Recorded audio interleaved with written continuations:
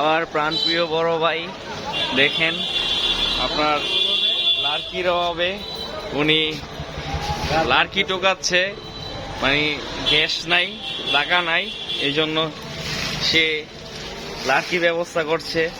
আসলে মানুষ বিপদে পড়লে বোঝা যায় মানুষের কি করণীয় অবস্থা। এই যে দেখেন ভাই, কিছু আপনি কিছু বলেন ভাই, কি কারণে আপনি এই যে লার্কি টোকাচ্ছেন? বউ গেছে গা, বউ গেছে গা, লাইন দেখাইতে না।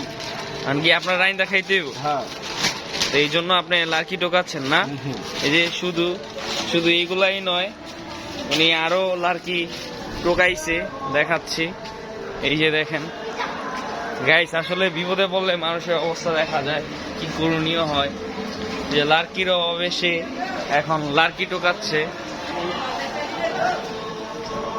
আসলে ওর কষ্টটা আমি খুবই বুঝতে পারতেছি, কিন্তু ভাই খুবই দুঃখে আছে। বউ চলে গেছে, বউ বাপের বাড়িতে চলে গেছে, ভাই রান্না করে খেতে হবে, তাই লার্কি আহরণ করছে না ভাই? হ্যাঁ বলেন বলেন কিছু বলেন, আপনি এদিকে তাকায় কিছু বলেন। হ্যাঁ ভাই বলেন। বউ আসে লোক বলবো না।